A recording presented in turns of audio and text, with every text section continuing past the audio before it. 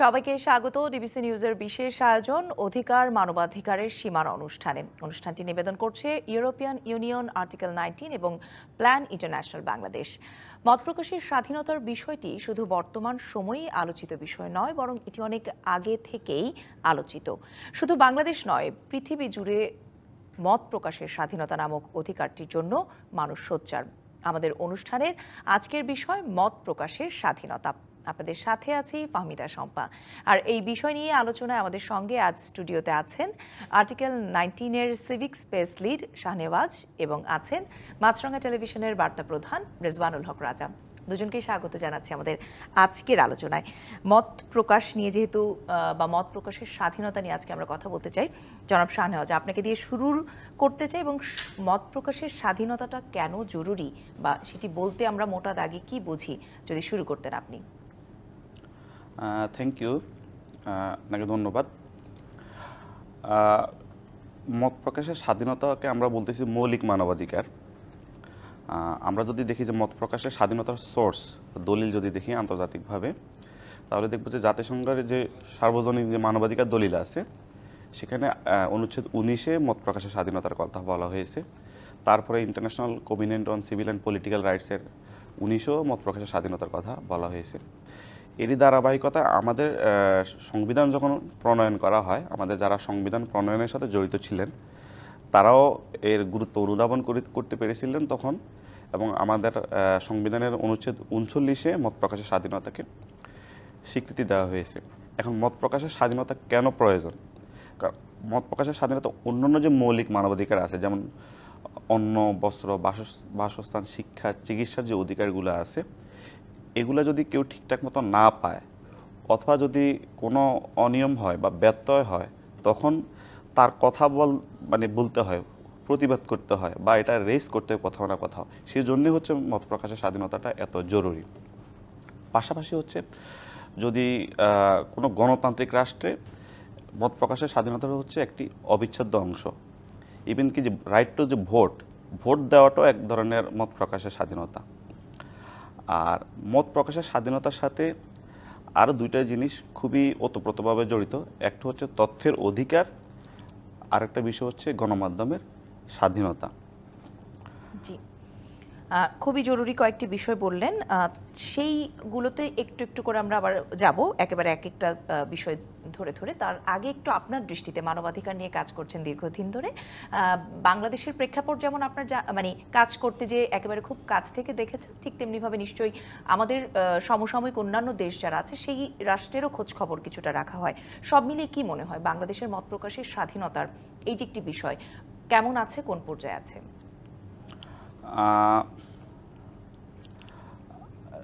2023 সালের reporters without বর্ডারের যে ফ্রিডম অফ এক্সপ্রেশন ইন্ডেক্স, আমাদের ওখানে অবস্থান হচ্ছে 163, 180টা দেশের মধ্যে।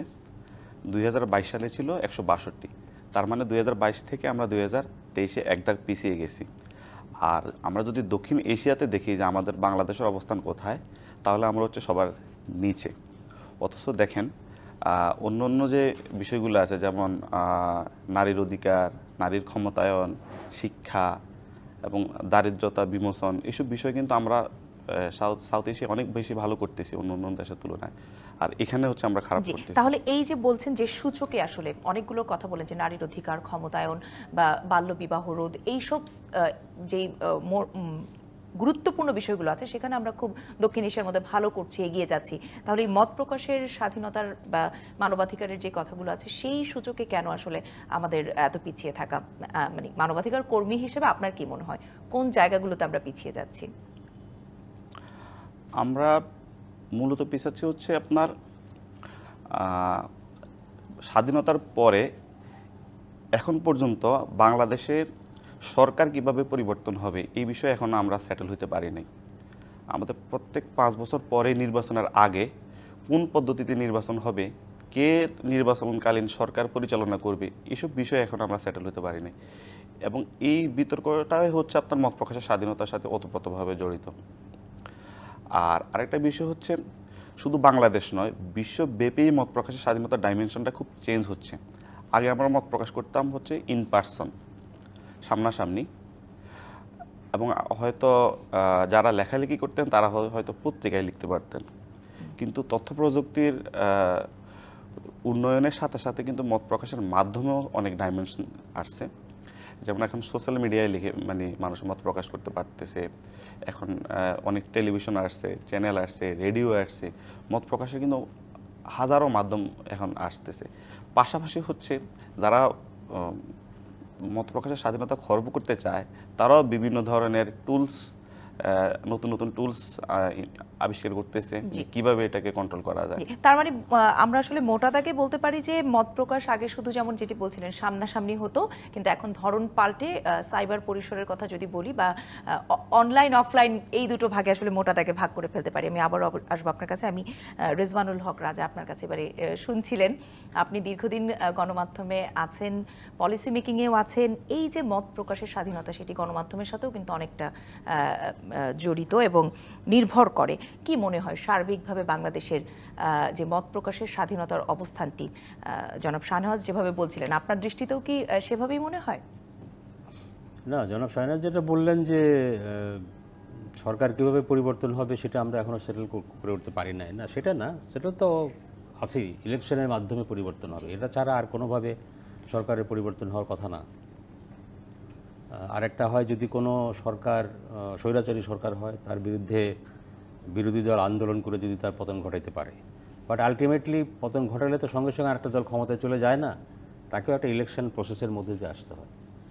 এটা সত্য যে আমাদের নির্বাচনী পদ্ধতি বা নির্বাচনকালীন সরকার নিয়ে বিতর্কটা মাঝখানে অনেক বছর তত্ত্বাবধায়ক সরকারের সংবিধানে সংযুক্ত হওয়ার পরে এই বিতর্কটা ছিল না, কিন্তু দুঃখজনকভাবে আমরা নিজেরাই সেই পদ্ধতিটাকে বিতর্কিত করে তুলেছি।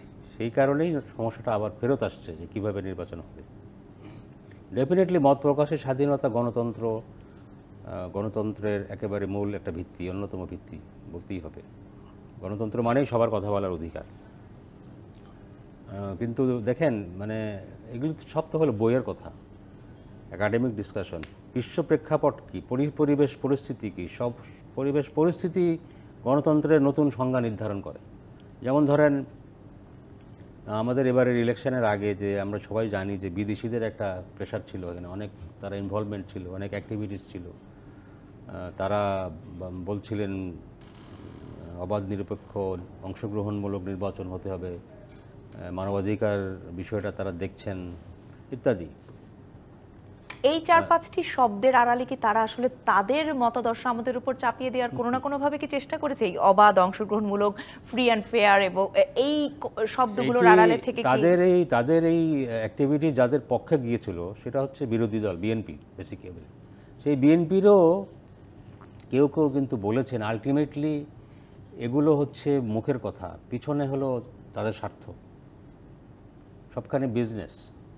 এখন এই বর্তমান বিশ্ব বাস্তবতায় ব্যবসা ছাড়া এখন আগে যে ডিপ্লোমেসি যেটা ছিল এখন ওটার মধ্যে কিন্তু এখন ঢুকে গেছে ইকোনমিক ডিপ্লোমেসি, মানে বিজনেস। তাদের অন্য ইন্টেনশন ছিল বলে তো বিএনপি বলছে, আমি যেটা আপনাকে বললাম। যাই হোক, কিন্তু আমি যেটা বলতে চাই সেটা হচ্ছে যে গণতন্ত্রের সংজ্ঞাও কিন্তু এখন এক এক দেশে এক এক রকমভাবে নির্ধারিত হয়। যেমন আমাদের দেশেই সরকারি দলের সাধারণ সম্পাদক জনাব ওবায়দুল কাদের ওই সময় বলেছিলেন আমাদের গণতন্ত্র আমরা ঠিক করব কীভাবে হবে। মানে গণতন্ত্র এখন বইতে যে লেখাটা আছে যেভাবে ডেফিনেশনটা, সেটি যে সবখানে অ্যাপ্লিকেবল নট দেয়, আমাদের গণতন্ত্র আমরা ঠিক করব, এরকম কথা আসছে। আপনি দেখেন যে মার্কিন যুক্তরাষ্ট্রের কথা হচ্ছিল, মার্কিন যুক্তরাষ্ট্রের তারা এইসব বিষয়ে খুব জোর দেয় এবং মার্কিন প্রেসিডেন্ট, বর্তমান প্রেসিডেন্ট নাকি মানবাধিকার এবং গণতন্ত্রের বিষয়টাকে অত্যন্ত গুরুত্ব দিয়ে থাকেন, যেটা আমাদের এখানকার অ্যাম্বাসেডার বারবার বলেছেন ওই সময় ইলেকশনের আগে। সেখানকার পরিস্থিতিটা কি? গতকালকে একটা স্টোরি দেখলাম, মার্কিন ইলেকশন, প্রেসিডেন্ট ইলেকশন কিন্তু সামনে, সেখানে দুজন ক্যান্ডিডেট কি বলে বর্তমান প্রেসিডেন্ট জো বাইডেন ডেমোক্র্যাটদের পক্ষ থেকে, আরেকজন হচ্ছে রিপাবলিকানদের পক্ষ থেকে সাবেক প্রেসিডেন্ট ডোনাল্ড ট্রাম্প। তাদের নিয়ে একটা আর্টিকেল ছাপা হয়েছে, বিদেশিরাই লিখেছেন যে ভয়ঙ্কর একটা নির্বাচন হতে যাচ্ছে মার্কিন যুক্তরাষ্ট্রে। একজন হচ্ছেন অতি বৃদ্ধ বর্তমান প্রেসিডেন্ট, আরেকজন হচ্ছেন অতি ভয়ঙ্কর, মানে ডোনাল্ড ট্রাম্পকে বলছে, কারণ তার বিরুদ্ধে তো হেন অসংখ্য অভিযোগ, তাকে ফাইন দিয়ে দিয়ে ইলেকশনে তাকে প্রতিদিন আগাইতে হচ্ছে। এই হচ্ছে ইলেকশন প্রসেস। যতই আমি ফেয়ার বলি, আপনি এই দুজন ক্যান্ডিডেটের মধ্যে থেকে তো একজনকে বেছে নিতে হবে। তাহলে ক্যান্ডিডেট যদি খারাপ হয়, ইলেকশন পদ্ধতি এটি নিয়ে যেমন আসলে যেটি মানে আসলে কোনো কনক্রিট বা আপনি বলছেন যে কোনো ছকে বাঁধা যাবে না। গণতন্ত্রের সংখ্যা আসলে ওই দেশের জনগণ, পলিটিক্যাল পার্টিস বা যত ধরনের স্টেক হোল্ডার আছে তারা সবাই মিলে আসলে হয়তো একটা ঠিক করবে। এটিকে আসলে কোনো নির্দিষ্ট ফরম্যাটে বেঁধে দেওয়া যাবে না। কথা বলি, এই যে দুটো ক্যান্ডিডেটকে নিয়েই বলা হচ্ছে, মানে কেউই তাহলে উপযুক্ত না, কিন্তু তারপরেও তাদেরকে আসলে এখান থেকেই বেছে নিতে হবে। গণতন্ত্র কি এই ওই দুজনের মধ্যে থেকে তো আমাকে বেছে নিতে হচ্ছে। জি, আমি যেই জায়গাটিতে আরেকটু শুনতে চাচ্ছিলাম রেজওয়ানুল হক, যে মত প্রকাশের স্বাধীনতার সাথে গণমাধ্যমের স্বাধীনতাটা নিয়েও আসলে অনেক বেশি কথা হয়ে থাকে এবং আমাদের তো অনেক বেশি সমালোচনা শুনতে হয় যে না, আমাদের দেশে আসলে গণমাধ্যমের স্বাধীনতা অনেক কম বা আমরা সেই ধরনের স্বাধীনতা পাই না, এই ধরনের সমালোচনাও আছে। আপনি তো আসলে দীর্ঘদিন ধরে এই গণমাধ্যমে আছেন, এই সেক্টরটিকে দেখছেন, কি অবস্থা আসলে? আসলে কি আমাদের অবস্থা এতটা খারাপ অন্যান্য দেশের তুলনায়, না কেমন আছে আসলে এই গণমাধ্যম? দেখুন, একটু আগে জনাব শাহনাজে বলছিলেন, মানবাধিকার পরিস্থিতি বলেন, গণতন্ত্র পরিস্থিতি বলেন, শুধু বাংলাদেশে না সারা দুনিয়াতেই কর্তৃত্ববাদী শাসনের সংখ্যা বাড়ছে এবং গণতন্ত্রের সংখ্যাও নতুন করে নির্ধারিত হচ্ছে। আমাদের এখানেও আমি যেটা দেখি, আমার অভিজ্ঞতা থেকে বলি যে যারা ক্ষমতায় থাকেন তারা এগুলোকে খুব একটা পছন্দ করেন না, মত প্রকাশের স্বাধীনতা, গণতন্ত্র ইত্যাদি। কারণ ক্ষমতায় থাকলে, আমি আমার পার্লামেন্ট রিপোর্টিংয়ের এক্সপিরিয়েন্স থেকে বলেছি, বিরোধী দলে যখন যে থাকে তখন নিউজ পেপারে যা ছাপা হয় সেগুলিকে তারা রেফারেন্স দিয়ে কথা বলেন। এই যে আজকে এই যে খবরটা ছাপা হয়েছে অমুক জায়গাতে এই দুর্নীতি হয়েছে, যখন তারা সরকারে আসেন তখন বলেন নিউজ পেপার কোনো এভিডেন্স হতে পারে না। তো শাসক দল কখনোই মত প্রকাশের স্বাধীনতা, গণতন্ত্র এগুলি পছন্দ করেন না। এটা যুগে যুগে যে দলই ক্ষমতায় থাকুক তারা এটাকে তাদের দৃষ্টিতে দেখে। বাট অবশ্যই সংবাদপত্রের স্বাধীনতার সঙ্গে গণমাধ্যমের স্বাধীনতার কথা, গণমাধ্যমের স্বাধীনতা, মত প্রকাশের স্বাধীনতার সঙ্গে অবশ্যই ওতপ্রোতভাবে জড়িত। আমরা অবশ্যই সমালোচনার মধ্যে পড়েছি সাংবাদিকতায়। এখন বর্তমানে আমাদের বিরুদ্ধে বলা হয় যে আমরা যা সত্য তা সবসময় বলতে পারি না। এই জন্যে আমি সরকারকে দোষ দিব না আসলে, ইনফ্যাক্ট। কারণ হচ্ছে সরকার তো চরিত্রই এটা, তারা তো এটা চাইবেই। এইটার পরেও কি বাংলাদেশে সাংবাদিকতা হচ্ছে না? বাংলাদেশের নিউজ পেপার যদি কথা ধরি, আমরা শীর্ষস্থানীয় পত্রিকাগুলো কি দুই একটা পত্রিকা কি সাহসের সঙ্গে সাংবাদিকতা করছে না? সকল প্রতিকূলতা ফেস করেও করছে তো। তার মানে কি চাইলে করা সম্ভব? কোনো সরকারই আপনাকে এই সুযোগ দিবে না, বিরোধী দলকে সুযোগ দিবে না আন্দোলন করার। জি, মত প্রকাশের স্বাধীনতার তাদের অপছন্দ, যেহেতু তারা অতটা পছন্দ করবে না। কিন্তু আপনি যদি চান সেটা যে সম্ভব, সেটার তো উদাহরণ বাংলাদেশেই আছে। জি, আমি এই বিষয়ে একটু জনাব শাহনওয়াজ আপনার কাছ থেকে শুনে আসতে চাই, যেটি রেজওয়ানুল হক রাজা বলছিলেন যে যতই আসলে সমালোচনা থাকুক না কেন গণমাধ্যম নিয়ে বা তাদের মত প্রকাশের স্বাধীনতা নিয়ে, কিন্তু বিভিন্ন গুরুত্বপূর্ণ সেক্টরে আপনারাও যখন কোনো গবেষণা হয়তো করে থাকেন বা সার্ভে করে থাকেন, তখনও কিন্তু এই গণমাধ্যমের একটি প্রচারিত যে সংবাদগুলো বা প্রকাশিত আছে সেগুলোকেও কিন্তু সোর্স হিসেবে নিয়ে থাকেন। এই সার্বিকভাবে আপনার কাছে কি মনে হয় গণমাধ্যমের মত প্রকাশের যে স্বাধীনতার জায়গাটি, সেটি বর্তমানে কেমন আছে? প্রথম কথা হচ্ছে, গণমাধ্যমের সংখ্যা অনেক বাড়ছে বিগত বেশ কয়েক বছরে, এবং সরকার থেকে যখন বলা হয় যে গণমাধ্যমের স্বাধীনতা ওনারা নিশ্চিত করতেছে, তখন ওনারা ওই সংখ্যাটা বলে।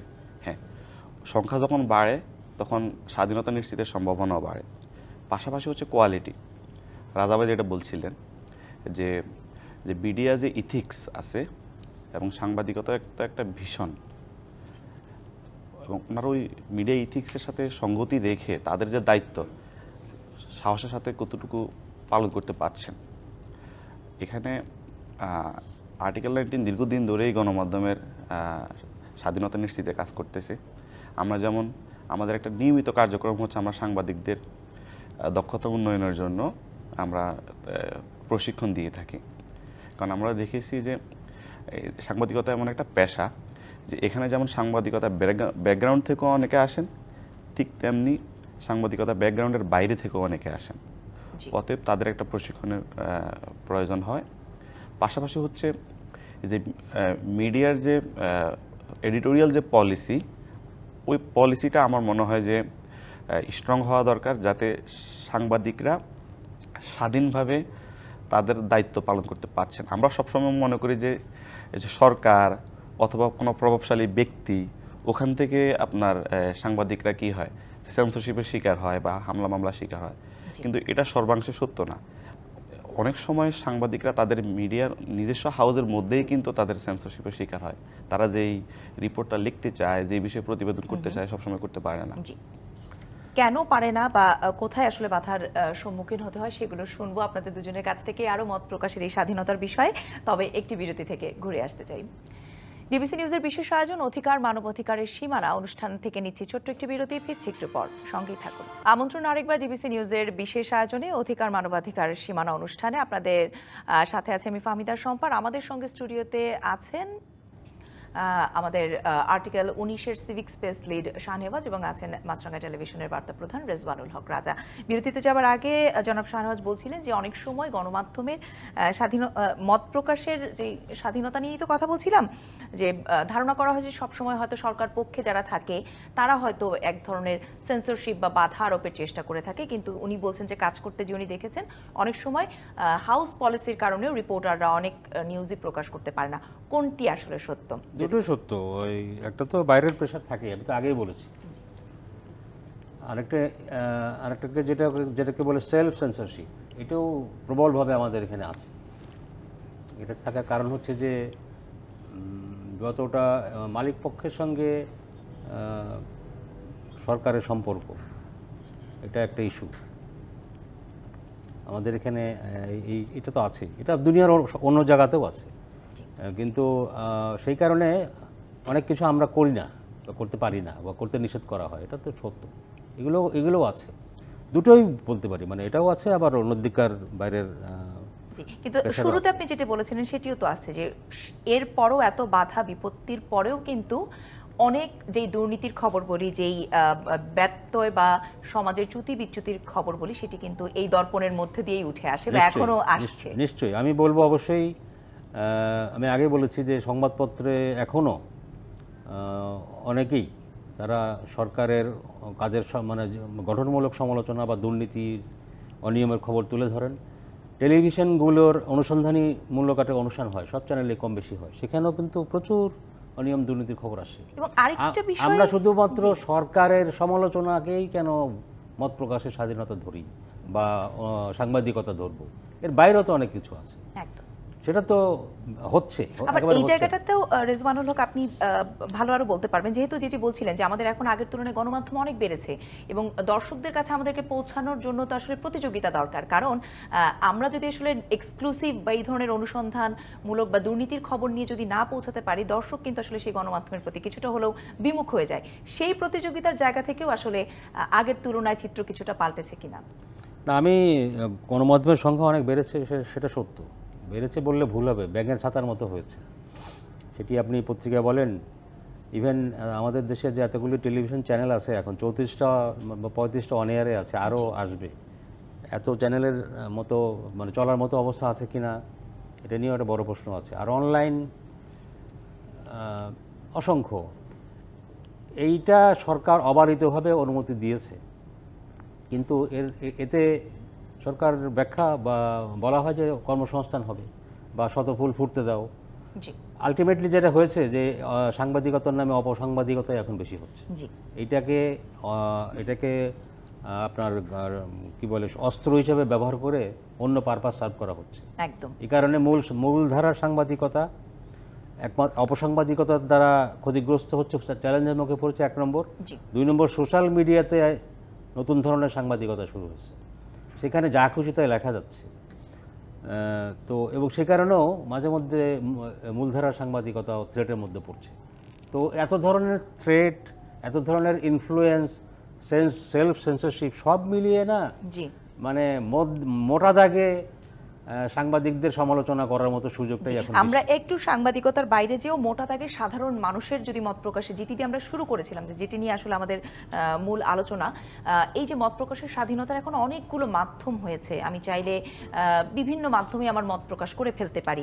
একটু যদি আমাদের বর্তমান প্রজন্ম কথাও যদি বলি, যে তারা কি কিছুটা একটু বিভ্রান্ত যে মত প্রকাশ মানে যা খুশি তাই বলে ফেলা, বা কোথায় আসলে কতটুকু বলতে হবে, কোনটা আমার স্বাধীনতা, কোনটা আমার অধিকার, এই ব্যাপারগুলো কি আমরা মানে কনসেপ্ট ক্লিয়ার? মোটেও না। প্রথম কথা হচ্ছে টেকনোলজির উন্নতির সাথে সাথে যেমন আমাদের মত প্রকাশের মাধ্যম বাড়ছে, ঠিক তেমনি ওই টেকনোলজি ইউজ করে কতটুকু আমরা কিভাবে বলতে পারবো সেই লিটারেসিটা আমাদের হয় নাই। যেমন মত প্রকাশের স্বাধীনতা ততটুকু পর্যন্ত আপনি করতে পারবেন যতক্ষণ পর্যন্ত না এটা অন্যের ক্ষতির কারণ হয়ে দাঁড়ায়। যেমন আর্টিকেল 19 মত প্রকাশের স্বাধীনতা নিয়ে দীর্ঘদিন ধরে কাজ করছে।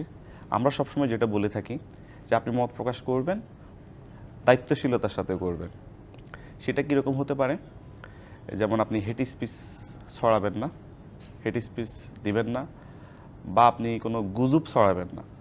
আমরা মানে যেটি নিয়ে কিন্তু সরকারও আসলে বিভিন্ন সময় চ্যালেঞ্জের মুখোমুখি আমরা দেখেছি পড়তে, এবং তারা কিন্তু এটিকেও গুরুত্বর সাথে নিচ্ছে, গুজবটিকে নানান সময় যে আমরা দেখলাম। এটা সরকার আসলে তাদের অস্ত্র হিসেবে, অজুহাত হিসেবে ব্যবহার করতেছে।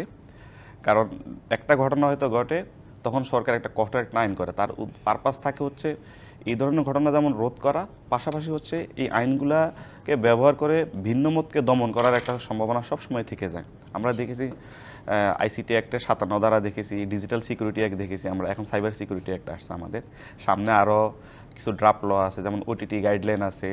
এআই নিয়েও কিন্তু সরকার এখন চিন্তা করছে, আর্টিফিশিয়াল ইন্টেলিজেন্স নিয়েও কিন্তু আইনের কথা চিন্তা করছে। জি, তো যেটা বলতেছিলাম যে আমরা বিগত সময়ে দেখেছি যেমন গুজব, মিস ইনফরমেশন, ডিসইনফরমেশন, হেট স্পিচের কারণে কিন্তু বাংলাদেশে বেশ কয়েকটা খারাপ ইনসিডেন্ট ঘটেছিল। বিশেষ করে এই ধরনের হেট স্পিচের শিকার হয় সবসময় নারী এবং সংখ্যালঘুরা।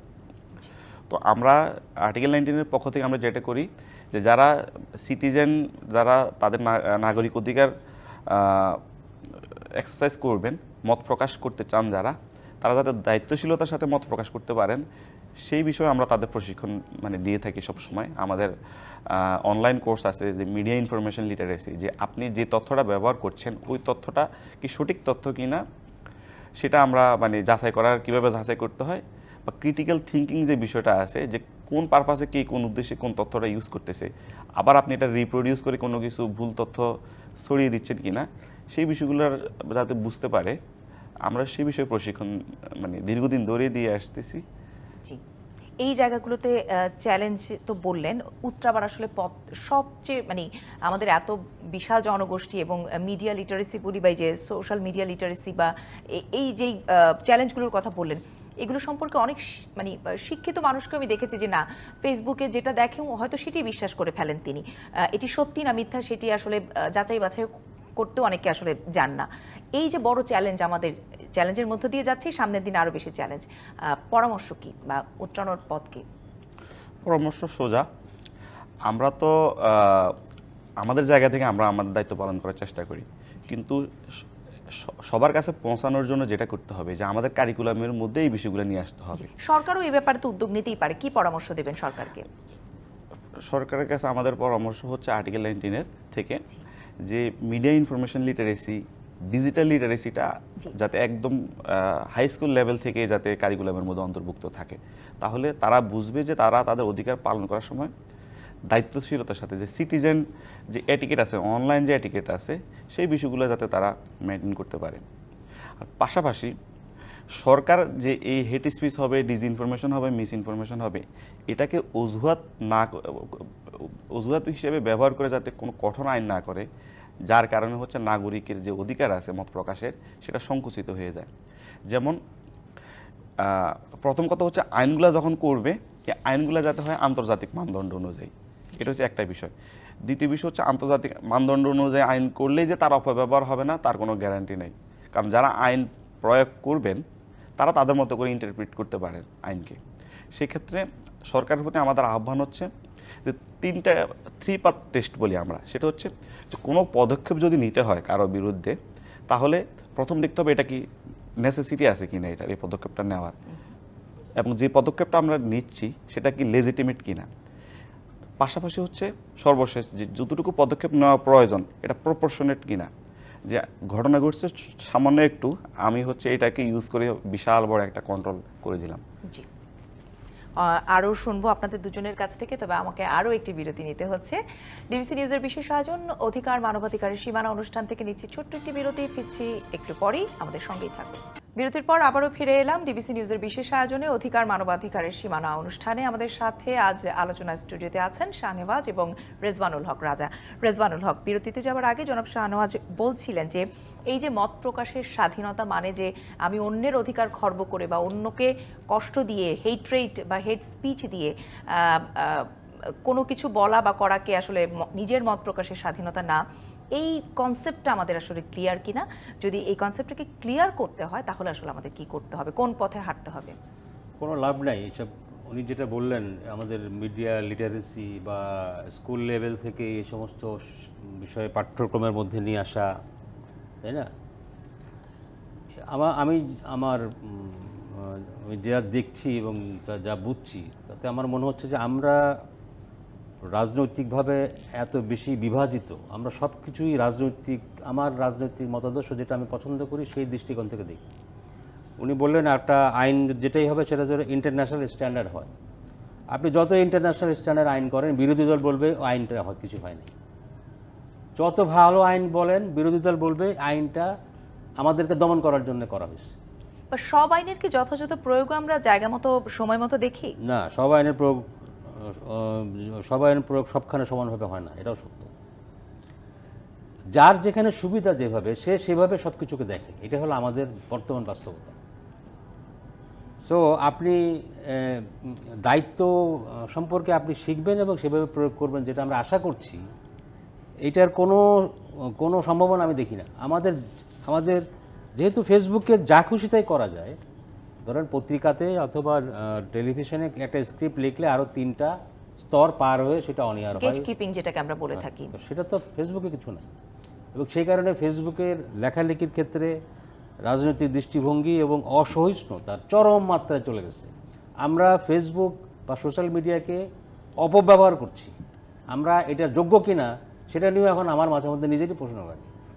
যা লেখা হয়, যা বলা হয়, একটা বই ওপেন, তাই না? একটা ওপেন জিনিসে আমি নিজেকে কতখানি প্রকাশ করব সেই নলেজও আমাদের নাই। এবং এটি করে কিন্তু আরেকটি নতুন ক্রাইসিস তৈরি করা হচ্ছে, যেটি হচ্ছে মেইনস্ট্রিম মিডিয়ার একটি মুখোমুখি দাঁড় করিয়ে দেওয়া হচ্ছে। বলা হচ্ছে যে মেইনস্ট্রিম মিডিয়া আসলে অনেক কিছুই প্রকাশ করে না, তাই এমন একটা কথা লিখে দেওয়া হয়। যেমন ধরেন ওই যে উনি যেটা বলেছেন যে অপব্যবহার করে আমরা ওই যে কক্সবাজারের রামুতে যেটা হয়ে গেল, তারপর পরে ব্রাহ্মণবাড়িয়া নাসিরনগরে যেটা হয়েছে, বা পরে রংপুরের যেটা হয়েছে, মানে একটা ভুয়া তথ্য দিয়ে দিল, সেটা নিয়ে তোলপাড় হয়ে গেল। এখন এটাও এই ভুয়া তথ্য যখন দিল তখন মিডিয়া একটা মেইনস্ট্রিম মিডিয়া একটা চাপের মধ্যে পড়লো যে ফেসবুকে দেখা যাচ্ছে এরকম একটা খবর, কী অবস্থা। এরকম প্রতিনিয়ত মূলধারা সাংবাদিকতাকে ফেস করতে হচ্ছে সোশ্যাল মিডিয়াকে।